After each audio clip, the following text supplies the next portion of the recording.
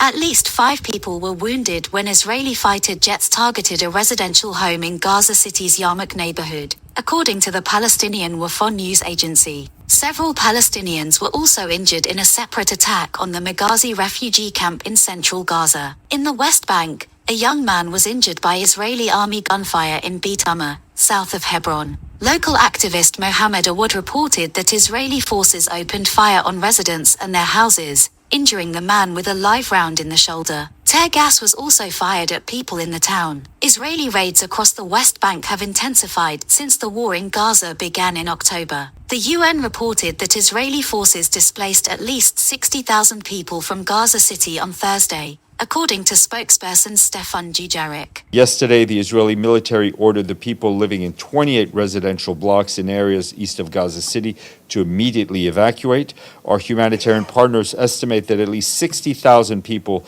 were displaced from this area, which spans over 7 square kilometers. The Pentagon announced that a temporary U.S. aid pier has been removed from the Gaza coast due to high seas and will be towed to an Israeli port. As high sea states are impacting the operability of the pier, that's why it's being removed. When the commander decides that it is the right time to reinstall that pier, we'll keep you updated on that.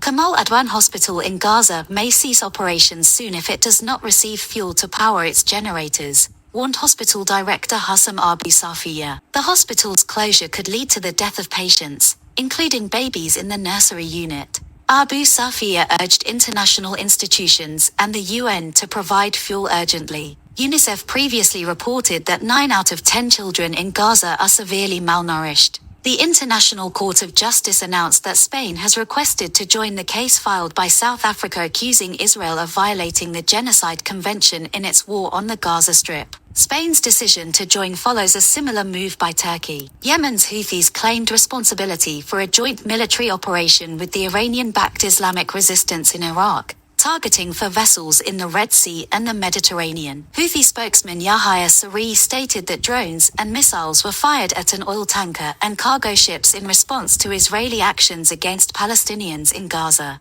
Germany criticized Israel's settlement construction policy in occupied Palestinian areas, calling it a violation of international law and a hindrance to a two-state solution. A Foreign Office spokesperson in Berlin highlighted that the decision, introduced by far-right Finance Minister Bezalel Smotrich, undermines efforts towards peace. The Israeli Security Cabinet recently approved the legalization of 5 settlement outposts and imposed sanctions on several Palestinian Authority officials. 2 rockets were fired at Sderot in southern Israel, with one being intercepted by the Iron Dome defense system, according to Yedioth Aharonoth. This incident triggered rocket sirens in Sderot and nearby settlements. The Islamic Jihad group's armed wing, Al-Quds Brigades, claimed responsibility for the rocket fire, targeting Israeli settlements near Gaza.